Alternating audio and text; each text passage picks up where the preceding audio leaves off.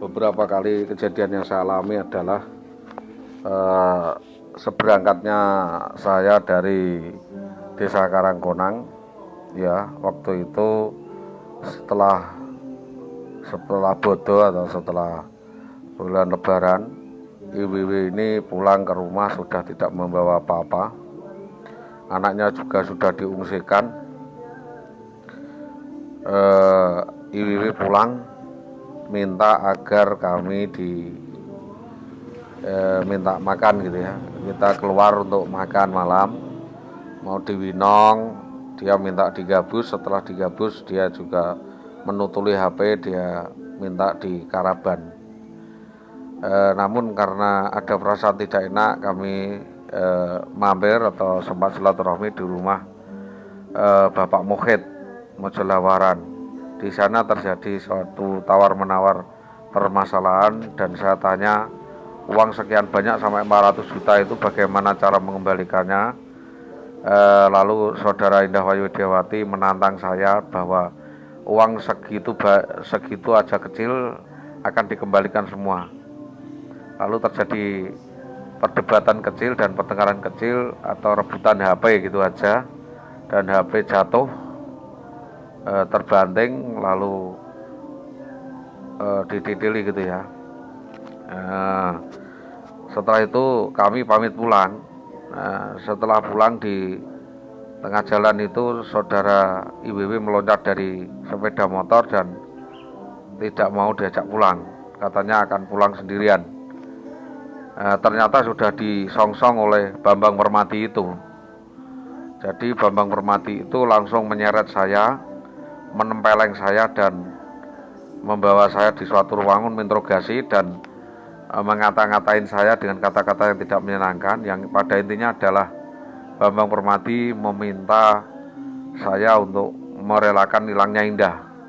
Jadi Indah ini kemungkinan besar adalah sudah disetting sedemikian rupa, lalu ditempatkan di sekap di tempat yang tidak jelas, dan saya dipersekusi, saya diintimidasi oleh Bambang Permati. Saya akan dibawa di Polsek Gabus, saya akan diancam akan dibawa di Polres Pati untuk proses hukum. Bukti-bukti yang diambil oleh Bambang Permati adalah HP di saku saya, juga dompet saya diambil, dompet warna coklat, terus HP, nomor HP-nya adalah Nokia pada waktu warna merah, jadi 3 buah HP, Nexian, Nokia, dan HP Nokia. Ada 3 HP disita oleh Bambang Permati. Bambang Permati ngata-ngatain saya disuruh kerja, laki-laki harus tanggung jawab, suruh kerja di Korea, saya disuruh kerja di luar negeri, tidak boleh mengikuti kegiatan agama, dilarang untuk ini, dilarang untuk itu. Intinya saya disuruh bekerja dan menghidupi istri saya. Lalu dia memerintahkan, besut Indah bawa nogene mak. Indah dibawa ke rumah maknya, tapi saya tidak tahu kalau itu Bambang.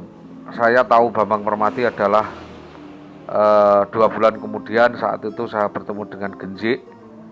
Ya, dia mengatakan bahwa yang membawa kabur istri saya itu namanya Bambang, orang Tambak Romo yang dulu sering malak sopir-sopir di Pasar Pati, di Terminal Pati. Itu saksi kuat bahwa itu adalah Bambang Permati. Yang membawa adalah Purwaito, Digdo, Naryo, Suntari, Sanuri alias Genjik, ya. Sanuri ya alias Genjik, Suntari Karangwotan, Gunati Karangwotan, Rinti Atun Gunati, yang semua mengetahui. Terakhir ada Rarakiman minta tebusan 200 juta untuk upaya penyelesaian kasus ini. Apa yang dikatakan oleh saudara Indah Wahyudiawati semenjak kabur dari rumah itu adalah selalu mengatakan bahwa dia itu akan diambil istri oleh Astori, seorang anggota dewan, Jayu Setianto, dan 1 orang polisi yang tidak disebutkan namanya, yang belakangan kami ketahui adalah Bambang Permati. Setelah kehilangan posisi itu, saya masih istilahnya bekerja aktif wiyata bakti di SMK Permata Nusantara Gabus dan saya dikandidatkan menjadi kepala sekolah oleh Kutamsi waktu itu. Jadi ini ada kaitannya adalah pengangkatan kepala sekolah di SMK Permata Nusantara Gabus. Jadi saya mohon kasus ini dikembangkan, siapa saja yang terlibat, siapa otaknya di Polsek Gabus, siapa otaknya di Polsek Tambak Romo, dan siapa saja otaknya di Polsek Winong. Saya minta kasus ini dibongkar ulang dari awal, apa motif dan dalangnya. Dan belakangan kami ketahui keterlibatan orang bernama Jaryo dan Purwanto, bahwa belakangan Indah Widiawati ini pernah akan dikawin oleh Purwanto. Purwanto ini istrinya meninggal dunia dan punya anak namanya Advilarsti. Terus saya juga dikata-katain mau disetrika wajah saya dan saya mengatakan saya stres. Yang mengatakan adalah Widow Susanti. Jadi saya mohon Widow Susanti juga untuk diundang. Terus keterangan lainnya adalah dari Siti, ya, Siti siapa gitu, orang Fatimah, Siti Fatim, mengatakan bahwa Indah Widiawati dipindah-pindah di berbagai tempat dan tidak mengetahui tempat itu, katanya ditempatkan di Paras dan lain sebagainya.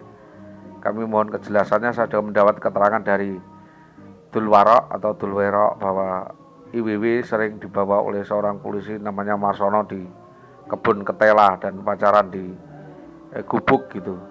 Jadi saya mohon kasus ini dapat diungkap, dikembangkan, mau diarahkan kemana kasus ini sehingga kasus ini bisa diselesaikan dengan jalan administrasi, hukum, dan sanksi sebagai PNS. Mohon kasus ini dikembangkan, diselesaikan oleh kepolisian dan Satpol PP. Mohon Indah Widiawati dapat diproses hukum, diproses administrasi, dan diproses secara kedinasan. Itu yang saya sampaikan. Mudah-mudahan atas kejadian dan rangkaian kejadian ini dapat menjadi laporan dan menjadi proses hukum yang berkebalikan dan berkepanjangan. Demikian hal ini saya sampaikan, mudah-mudahan menjadi perhatian semua pihak. Atas perhatiannya disampaikan, terima kasih.